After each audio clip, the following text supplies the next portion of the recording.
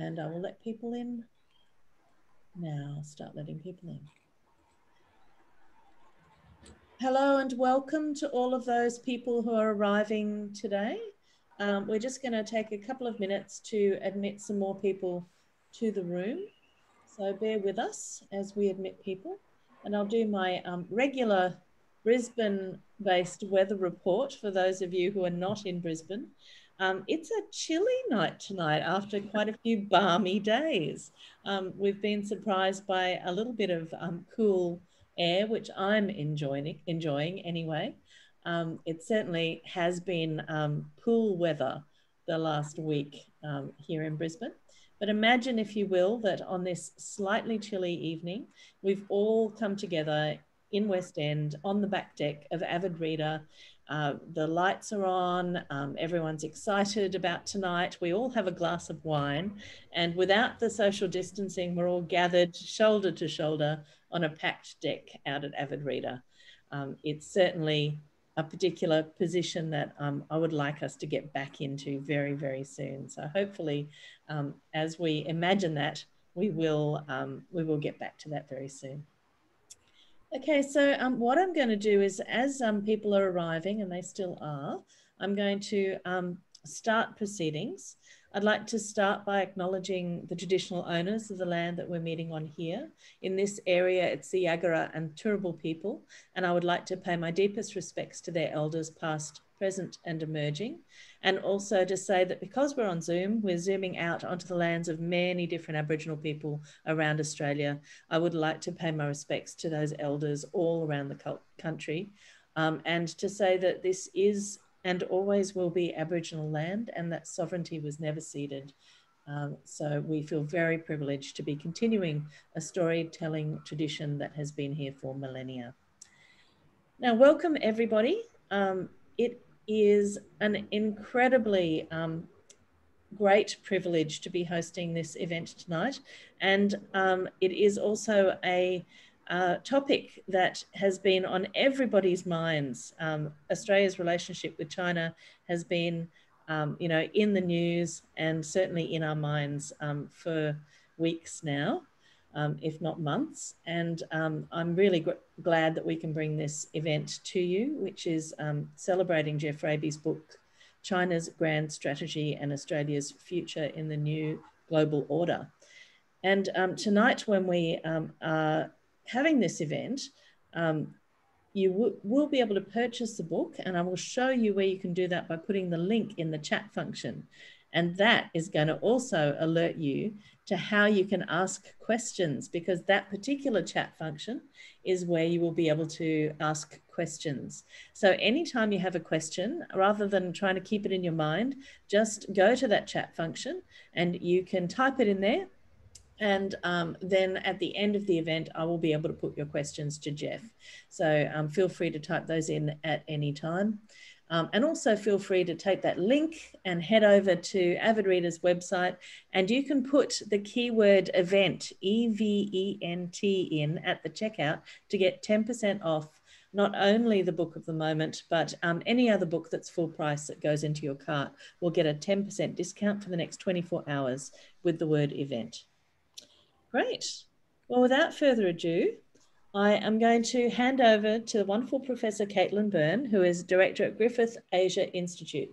She's also a faculty fellow at the University of Southern California's Centre for Public Diplomacy.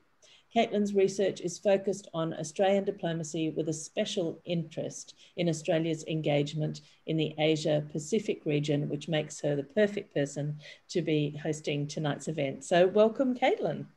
Thanks so much, Chrissy. Great to be with you, and fabulous to see everyone pouring in across the virtual platform. It's really lovely. I too miss the Avid Reader back deck and the glass of wine. So I look forward to when we're able to get back there. It's such a great place to talk about books.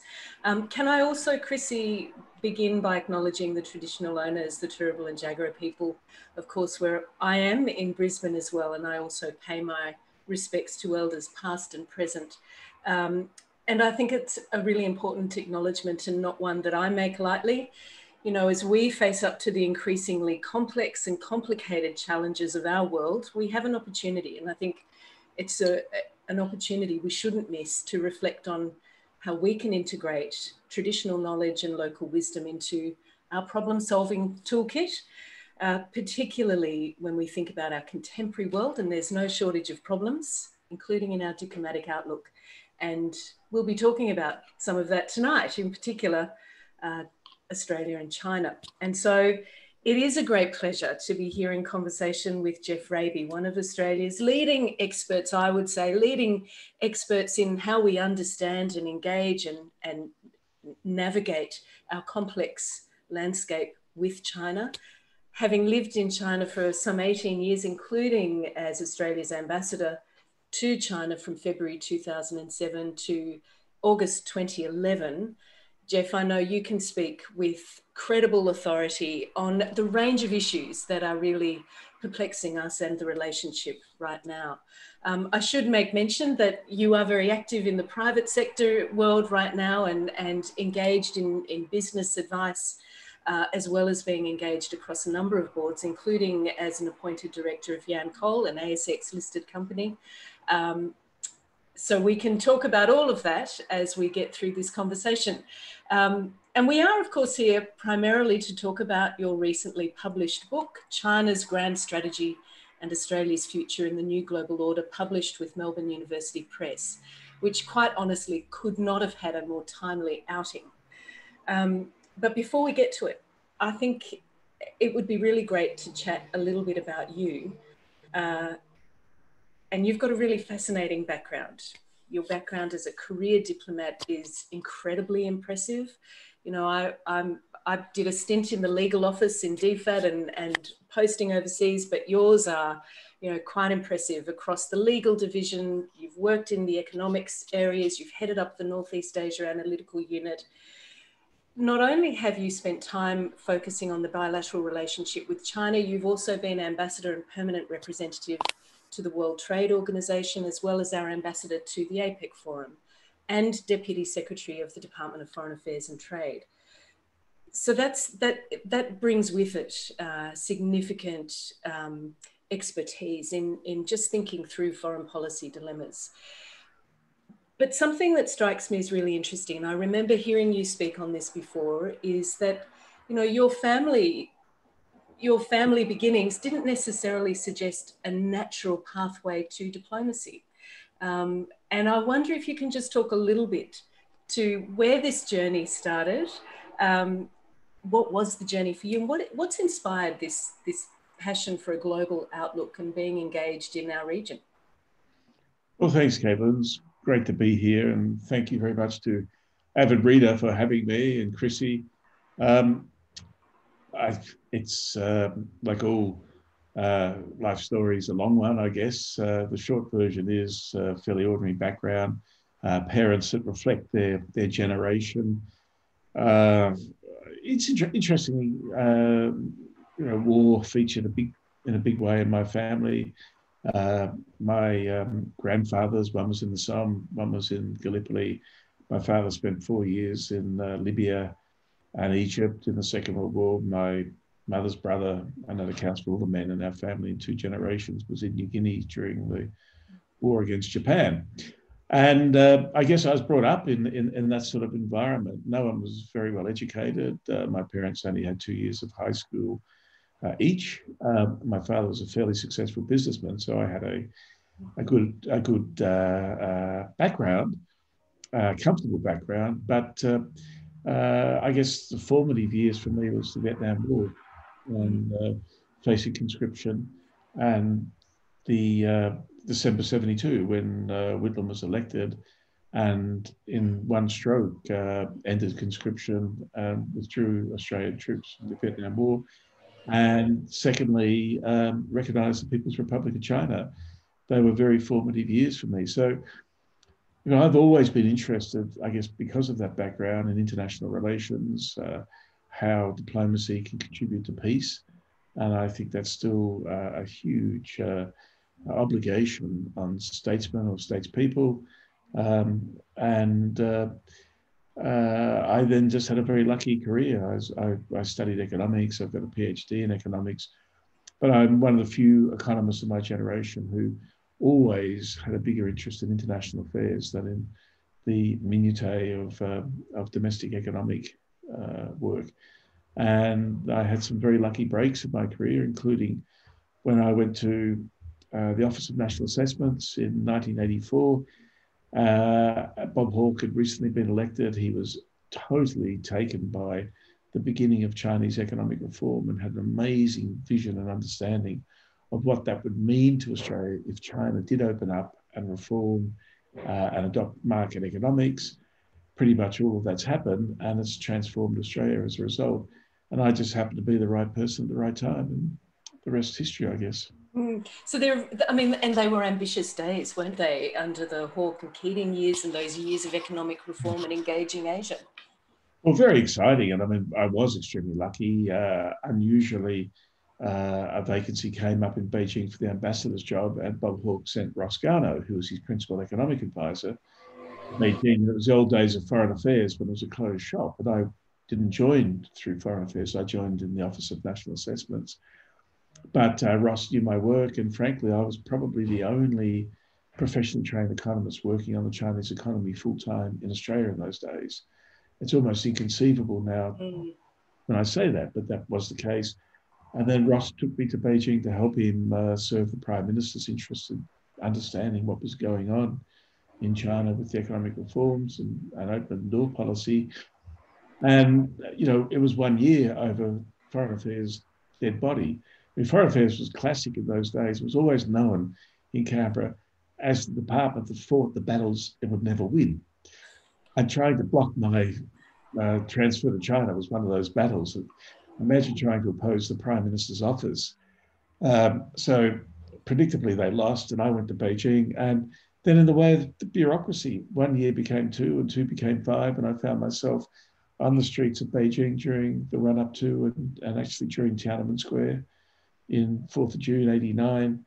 And I've kept that interest and engagement ever since.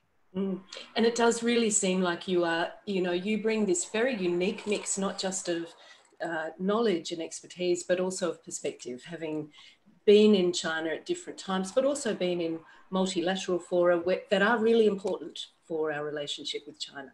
Yeah, no, exactly. It's usually in foreign affairs, you're streamed either through largely multilateral work or bilateral work.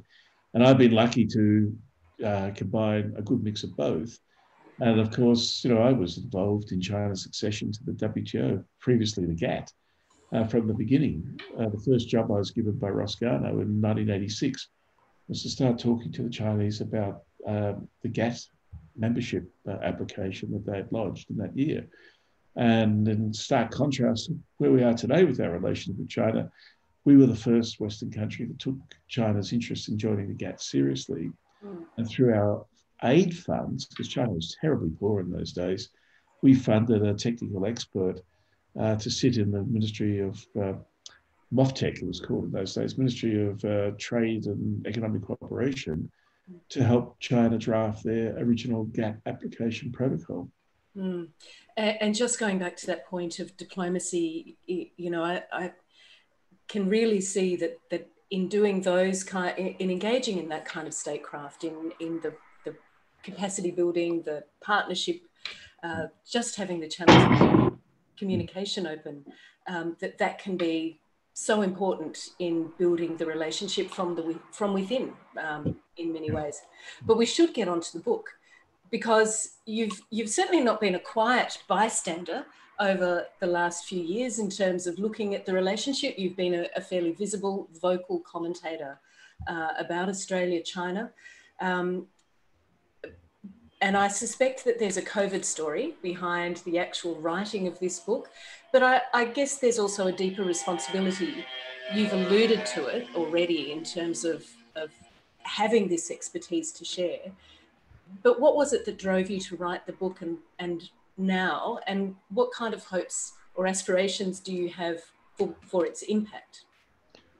Well, I was motivated by improving Australian statecraft and by a sense that we were not facing a Thucydides trap with the ascendancy of China. and that war was not inevitable. And in any case, we all have an enormous personal obligation to do whatever we can to avoid war. Mm. And there was a lot of writing 8 years ago when people started, particularly in the US, to notice the ascendancy of China, to go back to Thucydides' trap, the potential for conflict between an ascendant power and a dominant power. There was the book that summarized it most was called Destined for War, Graham Allison. And I read two important books 8 years ago. One was Hugh White's book on the China choice. And I need to talk a little bit about that because it's very powerful in shaping my thinking. And most people haven't read China Choice. It's actually a very good book. And those who haven't read it make the mistake to think that Hugh White was talking about Australia's China Choice. But he wasn't. It was the United States China Choice. But whatever China chose, and this was whatever the US chose, rather, and this was his profound message to Australia, would have enormous implications for Australia's future well-being. He said the US had a choice between creating strategic space and accommodating China's ascendancy, or deciding to resist China's rise and seek to contain China. In the end, the latter has been the US choice, and my book begins around 2016-17. I think that's around the time the US really decided that it would see China as a strategic competitor. Its choice would be to resist the rise of China. The other book was Kissinger's book on China, which I think is a very, very fine book for someone who doesn't claim a great deal of expertise. It's an excellent book on China, except for the last chapter, where I think Kissinger was just running out of time finishing his book and all that. Basically asserted that China was not an expansionary power, so no one had to worry about it. And the G2, as it were 8 years ago, people were thinking about, could happily sort of manage the global order between the two of them in a high degree of harmony. And that struck me as very odd. And of course, my knowledge of Chinese history suggests that China has been at times an expansionary power. The Qing dynasty was enormously expansionary. Tibet, Xinjiang, big parts of Kazakhstan, Kyrgyzstan, Mongolia were all added by the Qing. Now, some people say the Qing aren't Chinese. They're not Han Chinese, they're Mongolians.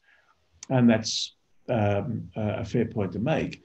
But I then thought, well, you can't base a country's security on presuming to know what another country's intentions are or what their inherent predisposition is to be an expansionary power or not. But then I started to think about, well, if China wanted to be an expansionary power, if that was the intent, could it be? And what were the constraints? And then I sort of realized that people don't really talk about China in these terms, that people sitting in Washington or Canberra look at China and see a sort of growing, assertive, muscular, thrusting country. But if you're sitting in Beijing, the world looks very, very different. And that led me to think about the constraints on China exercising power. And a big part of the book deals with analysing the constraints on China in exercising global power regionally or globally. And so those two things came together, and it's been rattling around in my head for 8 years. And as you said, Caitlin, very correctly, because the book's dedicated to COVID-19, probably the first ever, that lockdown in Sydney just gave me the opportunity. It was a now or never moment. And so I locked myself away for 13 weeks and didn't move and wrote the book. Well, I think we're very glad that you did. So congratulations on getting the book out and published. And I just want to pick up on this idea of the constrained power, because it is a recurring theme. So much so I wondered if you even thought at some point, was that the title, that China is a constrained power? And you use the imagery, and it's powerful imagery. It's also a slightly tortured imagery of Prometheus Bound. And, you make the point fairly early on, China is constrained by its geography, its history, most of all by its resource endowments, and also by this absence of soft power. And that it's necessary for us to recognize that no matter how overweening a leader's ambitions might be, China is a constrained power. And all its grand schemes, from the Belt and Road Initiative to a global soft power effort at great expense will always overpromise and underdeliver. And as you say, this is a very different view to the view that we typically have here in the West, and certainly an American view. I wonder if you can tell us a little bit more about China as this constrained power, and should we really believe that these constraints do frame China's ambitions in the contemporary world? Yeah, well, we can go back one step, Caitlin, quickly, if you like, and that is China's grand strategy, which is part of the title, if you like, and that is, I argue it's a strategy based on weakness, not strength. Yeah. And that we need to understand the origins of contemporary China after 1949, when the Communist Party came to power. It did not inherit a state or a nation. It inherited shards of territory, or took over shards of territory, and had to forge and build a state, a nation state, out of these pieces.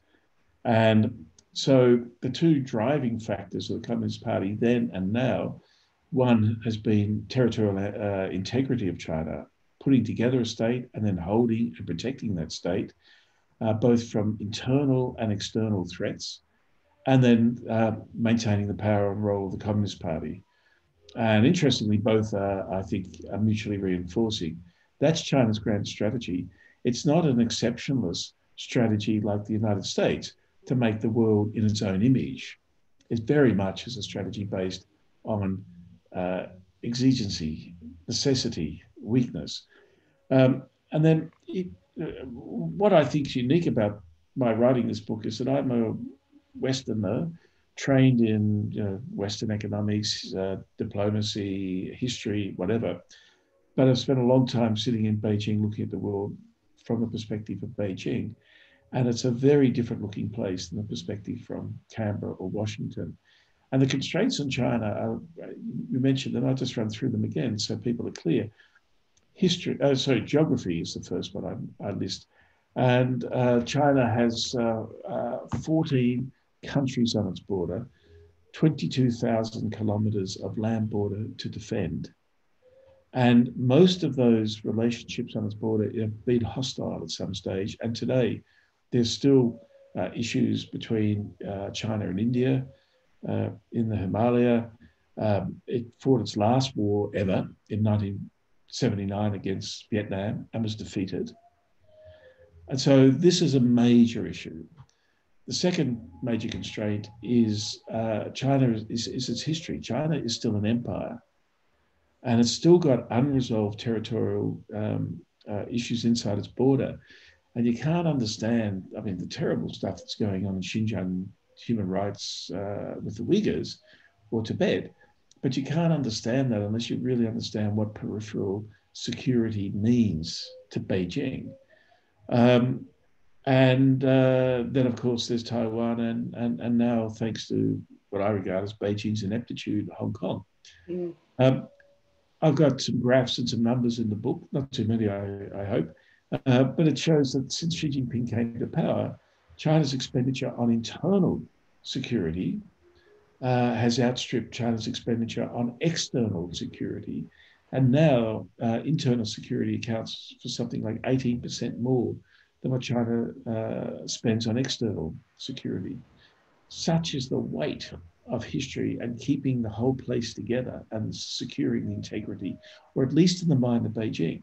Mm. You and I might say, Beijing's paranoid about this, given its historical origins and so on, and we're probably right to say that. But as the old joke goes, just because you're paranoid doesn't mean you're not being followed. Mm. And that's what you have to deal with. And that's what diplomats have to deal with in their statecraft, to understand what's driving and motivating Beijing. Thirdly, and this is something, it's a puzzle to me, that no one really talks about the massive resource dependency China has on the rest of the world. Mm-hmm. China today is utterly dependent on foreign markets and foreign companies and foreigners generally to supply all the raw materials and energy to keep the economic engines going. And of course, economic performance is absolutely essential for securing the role of the Communist Party and its continued leadership in China. Now, I think one reason why this never comes up, I hope it comes up a lot more after my book, is that up until the 1990s, China was self-sufficient in basically everything it needed. It was self-sufficient in crude oil till 96. And this is not a long time ago, like 25 years. For 3,000 years, China was self-sufficient in everything. Then in the 50s and 60s, the Mao Zedong, encouraged a population explosion. But that didn't matter because everyone was so poor. Mm. But suddenly, as a result of the reforms and open door policy from the second half of the 90s, China gets richer and richer and starts to run out of raw materials and energy domestically, and it has to turn to international markets. So that it goes through a series of tipping points. Crude oil, iron ore, you get into the early 2000s, and suddenly the world is experiencing a super resource cycle like we'll never see it again because China has just thrust itself on international markets. And so a whole lot of things follow from that. Nearly all of those raw materials and energy are going through the South China Sea and the Straits of Malacca.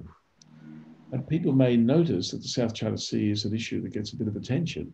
From a Beijing perspective, that vulnerability, because the US can close the Straits of Malacca, especially, but also the South China Sea, in a heartbeat.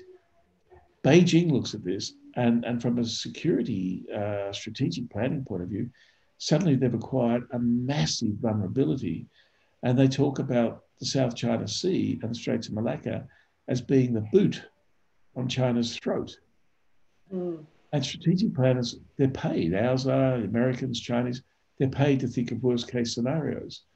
And the worst case scenario imaginable is that China finds itself within a decade, unbelievably short time, utterly dependent on the rest of the world to keep it, the economy going. And all of that goes through South China Sea and Straits of Malacca.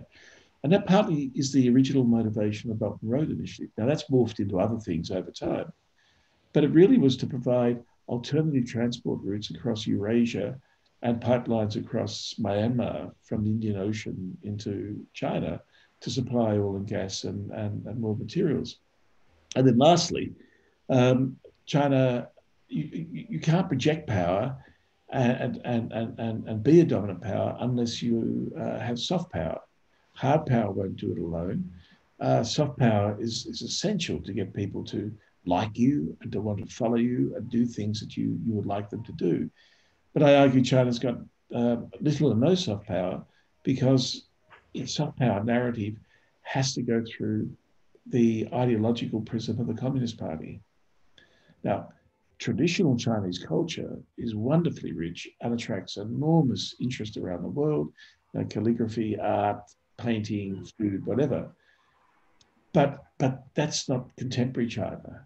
And the way contemporary China is projected through CGTV, global television networks that a vast amount of money has been poured into, it really has produced nothing as far as I can see. If you look at the global Pew opinion polls, in the last decade where China's been shoveling vast amounts of funds into its soft power effort, China's standing in the world in terms of trustworthiness, likability, whatever, has basically collapsed. There's so much in there, and I want to pick up a whole lot of different points. I'm going to come back to this idea of the shards, though, of this territorial integrity. And I found it really useful the way you put Mackinder's, framework for geopolitics at the core of thinking about this vulnerability. You secure the centre by securing the periphery, and Hong Kong certainly is a piece of that puzzle. It's a piece of the puzzle that has, loomed large in our own media representations of China in recent days, months, the last year, where we've seen ongoing protests, ongoing discontent, a mass resignation of pro-democracy legislators from the Legislative Council in the last couple of weeks. What's going on with Hong Kong? Because that does play into, whilst it's a vulnerability, it plays into that Beijing marching on, and a consolidation of power. How do we interpret the situation in Hong Kong?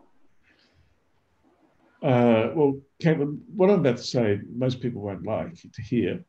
And I have a strong connection with Hong Kong, and I've loved it for decades, since I first started going there in the early 80s, and have admired its rule of law, and the freedom of its media and so on.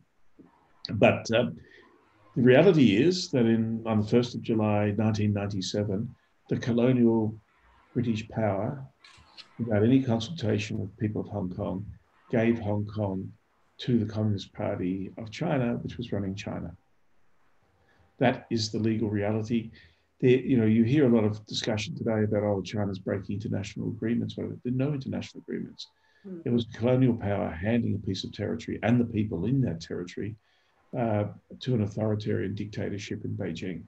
And they did it willingly and took no regard of the people of Hong Kong. As it was, and the British were lucky on this point, the people of Hong Kong wanted to go back to China. They embraced return to China, and those that didn't, they left and migrated to Canada or Australia or the UK. But I was there on the 1st of July 1997 in the streets, and the sense of euphoria was palpable as people in Hong Kong thought finally they'd gotten rid of the colonial power, and they have a nation, and they have an identity, and they related to being part of mainland China being returned. So Hong Kong's sui generis in the conversation we're having to some extent, because it is a sovereign part of Chinese territory. And all of us, the Australian government can't turn its back on this. It has recognised and accepted that Hong Kong's part of Chinese sovereign territory. There's a 50-year one country, two systems policy and the basic law, and that was to last to 2047.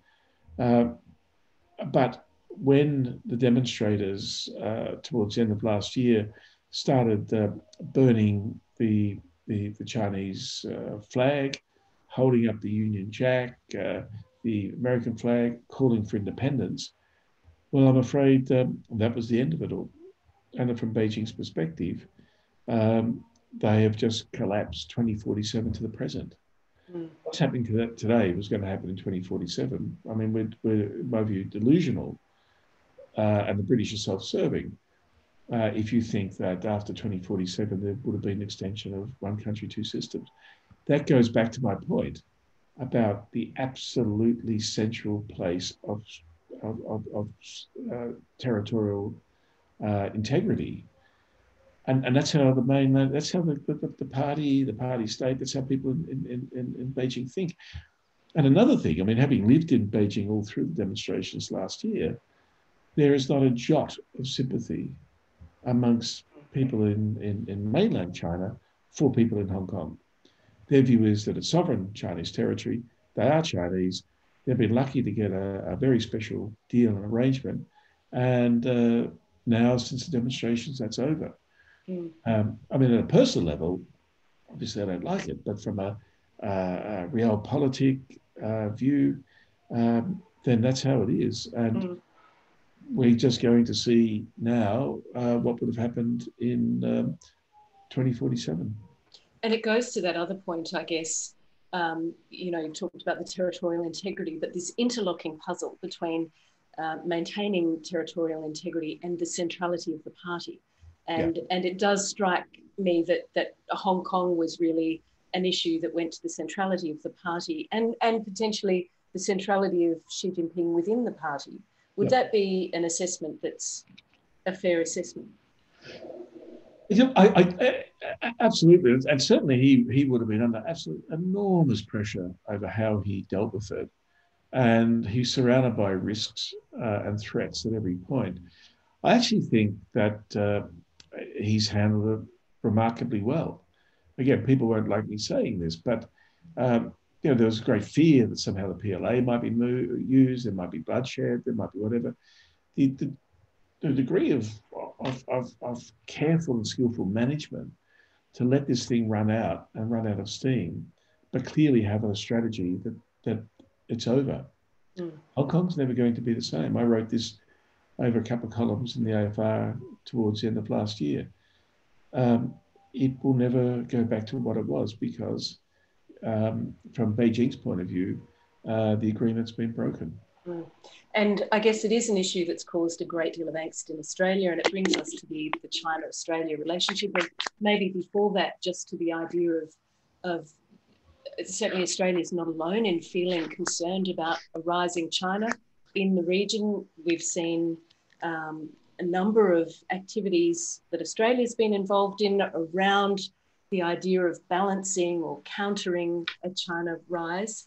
In particular, the Quad, the Quadrilateral Security Dialogue, and we saw Maurice Payne involved in the second foreign ministers meeting for that grouping, Japan, India, US and Australia, just maybe a month ago, 6 weeks ago, but also Morrison in Japan more recently.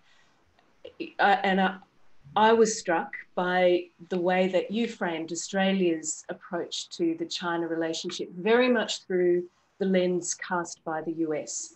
I wonder if you can speak to that a little bit before we then talk specifically about the bilateral relationship. Now, how important is that lens for Australian foreign policy? Well, I think it's very important, and my point really is that when the US decided that it would move from a policy of engagement to containment, that it would resist China's ascendancy, we come back to Hugh White's China choice. We decided that we would basically join ourselves at the hip, as I put in the book, with the United States. And I think foreign policy has largely been taken over in Australia by a small group of neocons in Canberra, and that they've identified Australia's interests as being exactly the same as the US, and that therefore we are involved in some existential struggle against China on the side of the US to resist China's ascendancy. And I think that's very, very dangerous for Australia, and I think we're seeing it played out now. For example, one important point is that our interests aren't identical to the US. And secondly, China is not a strategic competitor to Australia. We increasingly behave and act as if it were, but the reality is it's not. I mean, we benefit enormously from the relationship with China, and not just in commercial terms. The fact that there are so many Chinese in Australia, that the Chinese community is so much part of the Australian community, it's inseparable. That we are in a region where China is the dominant power.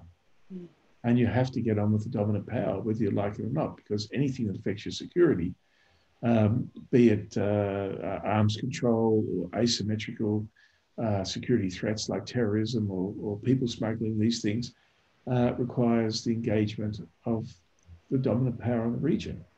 So it's not in our interests, for all these reasons, to be so completely aligned with the US.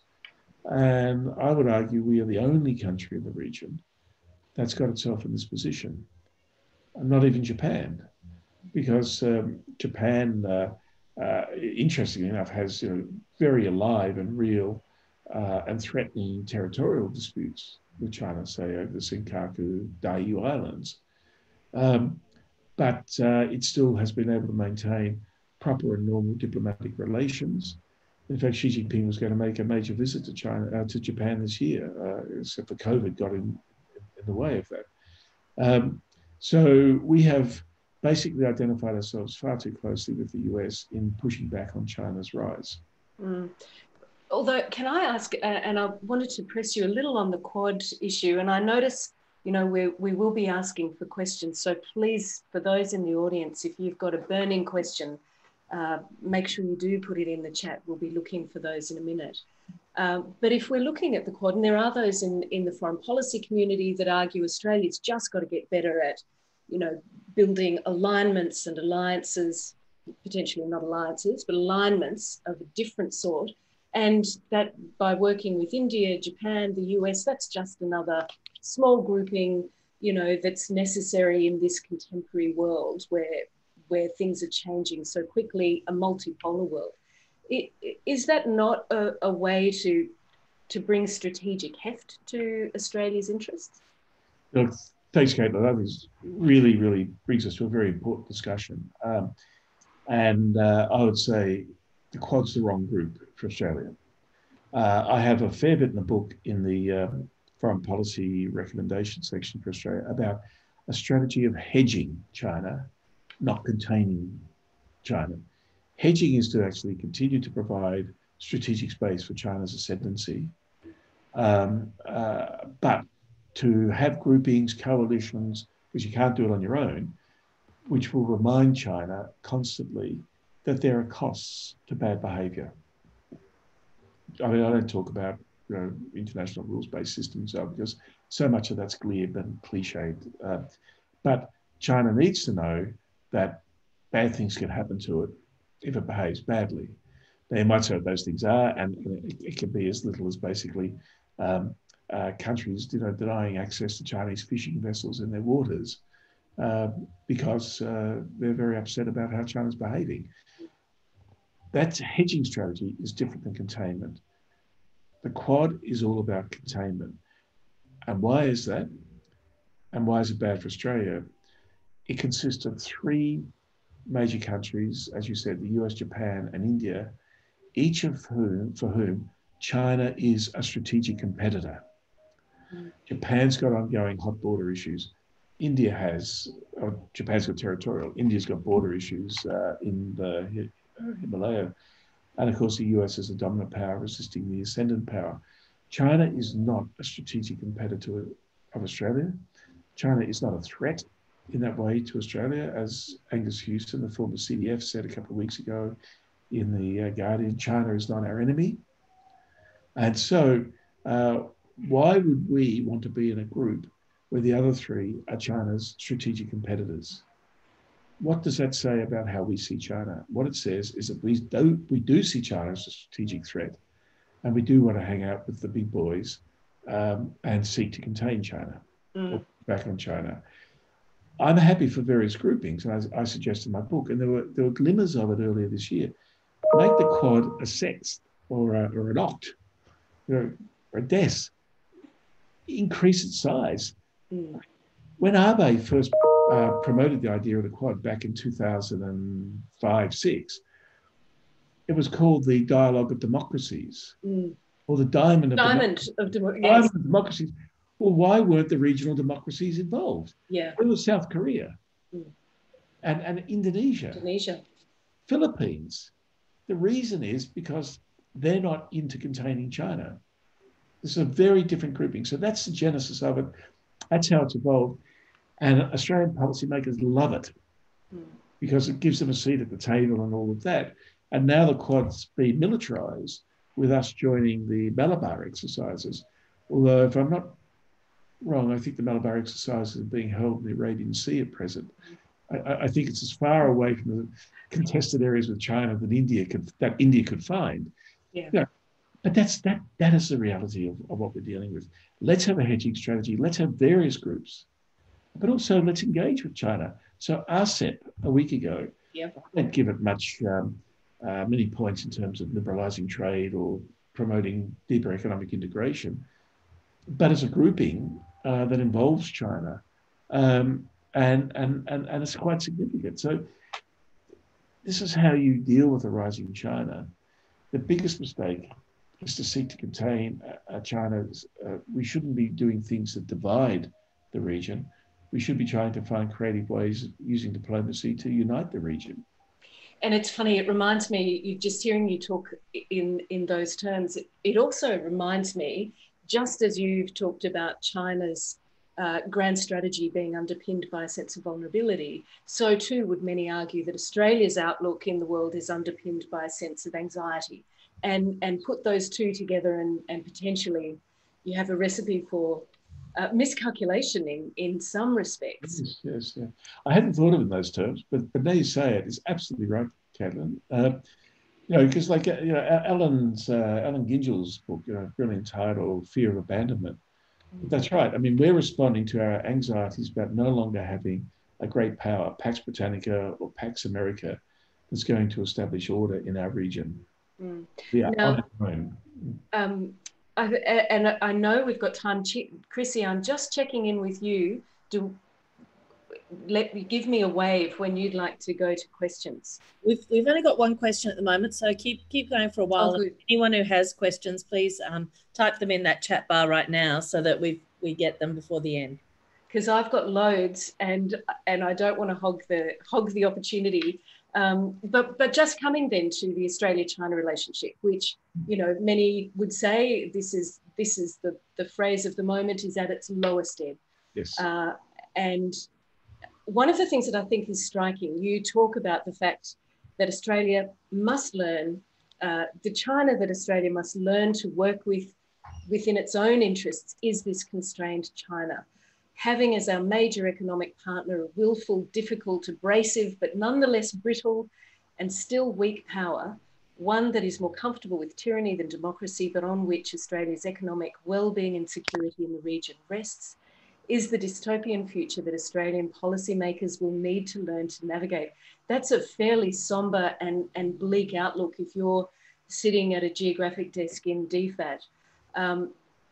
Now, a lot of people have talked about this. Kevin Rudd talks about the fact that, you know, Australia's approach to China is made up of a series of attitudes and opinions.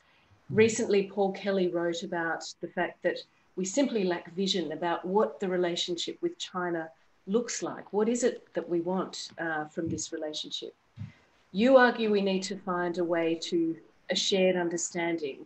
I wonder if you can expand on that a little bit. I know you've suggested a 10-point framework for our strategic response. Tell us a little bit about, and you've talked about the hedging, what would be the top point we've not talked about tonight that we need to be thinking about? Well, I think we have to make now a very urgent and fundamental decision. Do we see China as a strategic competitor or a country with which we want to have strategic cooperation? That's quite fundamental. We haven't addressed the question explicitly about our behaviour. I mean, we talked the talk of cooperation as we did in the 2017 white paper, but we walked the walk of strategic competition. Yeah, there's a confusion there in some respects. Totally, absolutely.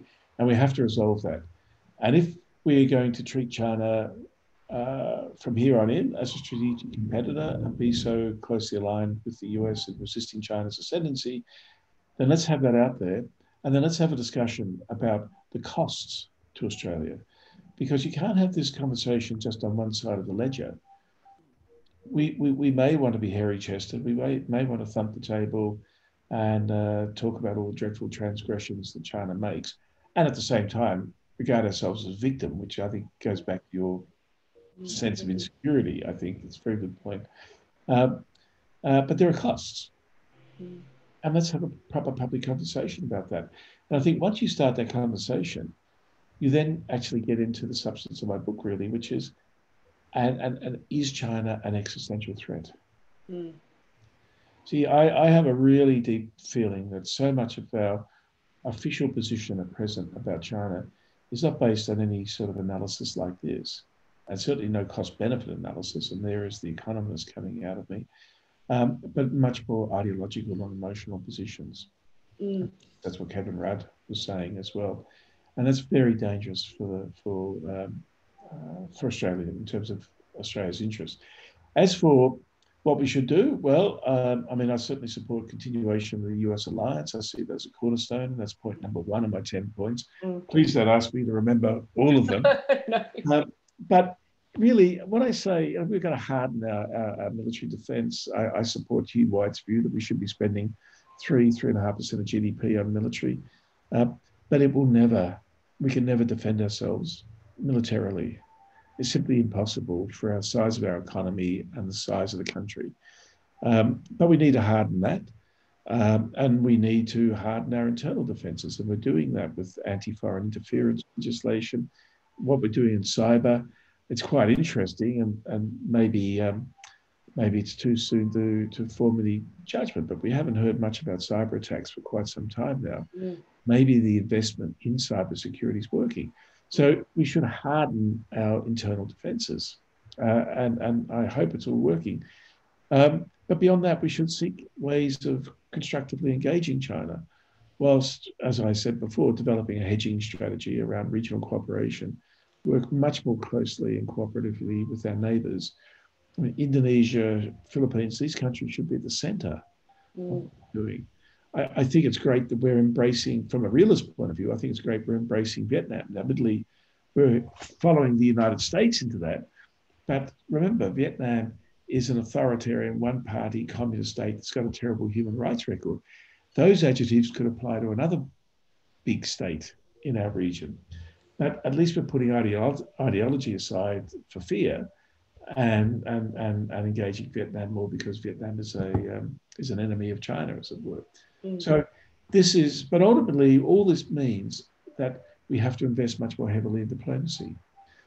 And that's the final conclusion of my book, really, is that all we have to protect ourselves, to advance our interests in a world which I describe as Australia's dystopian future, is diplomacy. And yet when we're not seeing the investment in diplomacy, I mean, and people in DFAT will argue that there have been specific injections of funds in certain things, you know, whether it's into the Pacific, the Step Up, or managing the Foreign Relations Bill.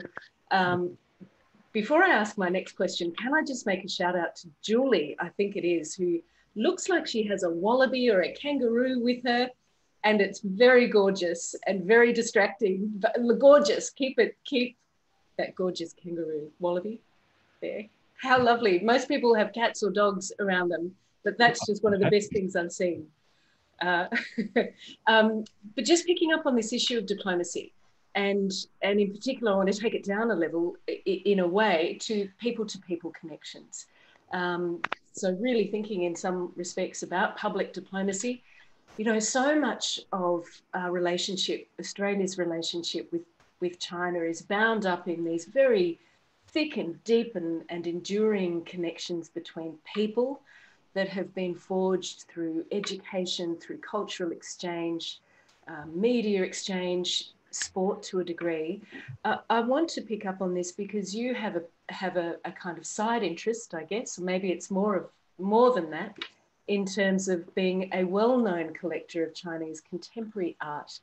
And I'd like to just hear from you on, you know, where do you see the place of cultural engagement?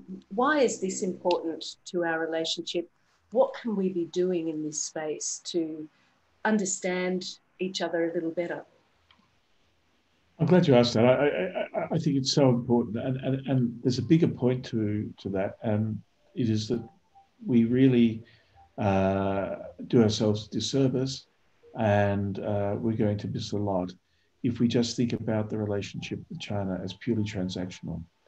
It goes way beyond that. I mean, I mentioned the big number of Australian citizens who are from ethnic Chinese backgrounds, who are absolutely part of the fabric of Australian society.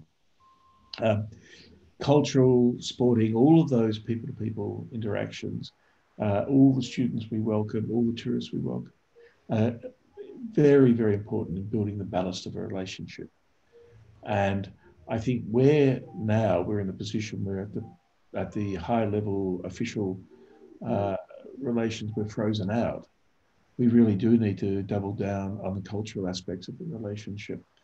And that's how you build, you know, understanding and trust. Ultimately, again, I mean, people in Canberra will be holding their heads when they hear me say this, but ultimately we have to build a relationship with China based on trust. There needs to be strategic trust. And we have zero zip of that now. Now, some people say there's no way that can happen. But I think, you know, we've dealt with China for decades, run by a communist party. Sure, it might be bigger and uglier today than it was 30 years ago, but there used to be a huge reservoir of trust. And I think a big part of that was because of the enormous effort that was put in on both sides in building the cultural foundations of the relationship. You know, and that's something I think from a Griffith Asia Institute perspective, we hold very dear, and thinking of the legacy of scholars like Colin McKerris. Yeah. You know, yeah. We know how important those relationships can be over decades. Absolutely. And of course, you're incredibly well placed in Brisbane with Goma, which probably has still the world's best collection of Chinese contemporary art. Indeed, indeed. And a lot of it was built through individuals, not necessarily Queensland or Brisbane based people, who donated collections and built relationships because they believed there needed to be a place in Australia that understood and appreciated and showed China's contemporary art.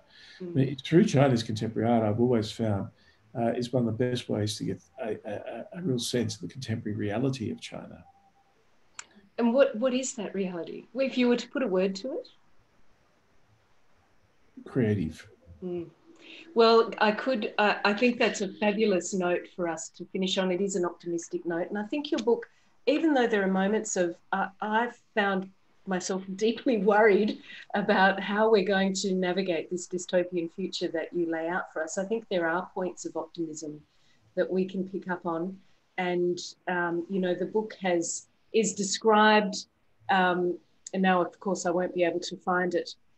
Well, it is, as Jocelyn Shea puts it, you put forward a rational argument that is sorely needed. It's an argument that spans the multiple domains of policy, from the political to the trade to the cultural. And I think we're very grateful to you for putting your arguments forward. I wonder if I can pass, Chrissy, to you. Caitlin, thank you. Thank you so much. This has been a fascinating conversation. We do have this one question from the audience, and I just have a question of my own, actually. So the question from the audience member is from Toby, and Toby is asking about about Australia's currency, and with the shift in power between the US and China, and he puts it as a disintegration of the US. I'm not quite sure that I necessarily agree that that's exactly happening at the moment. We have yet to see what's happening over in the US, but will that actually kind of impact heavily on the Australian dollar if China, kind of rises in power? You've talked around that, but maybe you can directly answer his question. Okay, Chrissy, thanks for the question. Toby, it's a very good question. Look, people wonder about how long will the US currency remain the reserve currency of the world, and whether it will be challenged by a rising RMB. And I think the reality is that if it ever happens, it's a long, long way. And I think the reason for that is simply because of a notion that economists talk about, which we call path dependency.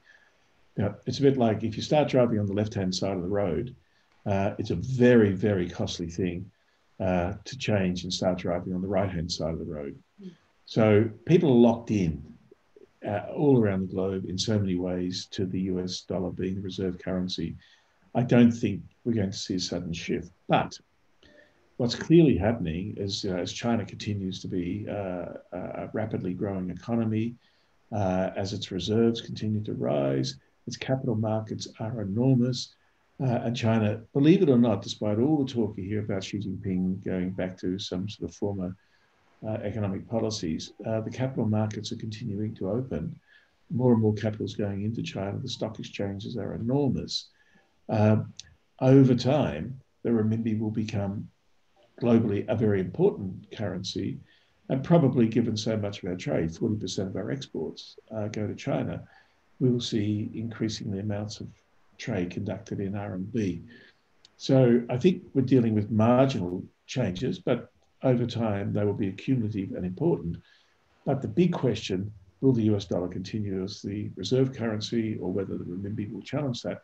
I think, as I said, because of this notion of path dependency, you're left with US dollars. There's also a question here from Yi Wang, who says, thanks, Geoff, for your insightful opinions. And as a Chinese PhD student who is studying in Australia now, I want to ask you, what do you think the future of Australia's universities situation, given that the national border is still closed for international students?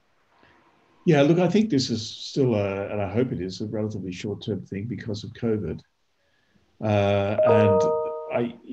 Whether we get a vaccine or not, I think we're going to live in a COVID-constrained world for a very, very long time.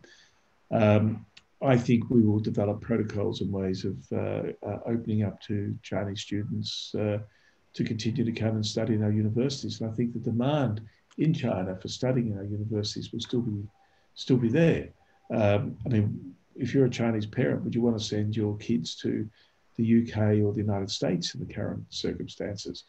And I think, you know, all the prizes in learning how to live in a post-COVID world will go to countries and institutions that bring in protocols to manage this world. And I would hope that the Australian government will very quickly and should do it as a measure of trying to improve relations with China, develop a protocol that would allow a sort of bubble for students, at least between Australia and China.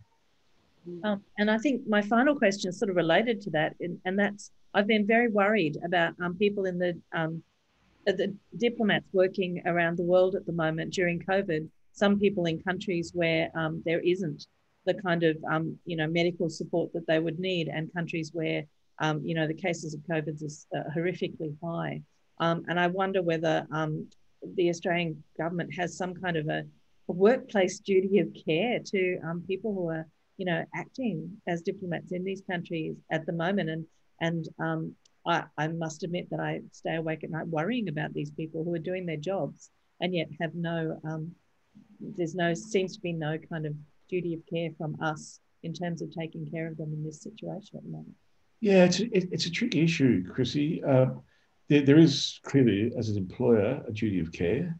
And I know of a number of diplomats, particularly some ambassadors, who are in an age group that would put them in a very high risk category or have pre-existing medical issues, which have seen them be brought back. Obviously, all the protocols for protecting yourself are in place, but there is a principle that we follow in Australia. You can't give your diplomats more favourable treatment than you would to other Australians in the same situation. And like when I was Deputy Secretary, this is something we went through at length when bird flu was around in the mid-2000s or early 2000s, how to pre-position enough vaccine so that if there were an outbreak, and thank goodness there never was, but if there were an outbreak, you couldn't just sort of protect the Australians in the diplomatic mission. It had to be available for the wider Australian community overseas. And in some places, like for Hong Kong or the US, there's huge numbers of Australians that could have call on those resources. So it's a very, very challenging issue for the government and for DFAT to manage. Well, I'm very glad that you are with us here in one of the safest countries at the moment and having this conversation. Caitlin and Geoff, this has been absolutely fascinating. I'm really, if anybody wants to, we should be uploading this to YouTube. You can have another listen to the detail, but it has been absolutely fascinating. And please remember that the book is available on that link that I shared. And if you want to use the code EVENT, you can get 10% off your purchase tonight. I urge people to go and read more. Thank you very, very much. Thanks. Thank you. Yes, thanks, Geoff. Great to chat. Lovely. Look forward to seeing you in person in Brisbane sometime. See you later. On the back deck, Chrissy. Bye-bye. Yes, on the back deck. See you later. Bye.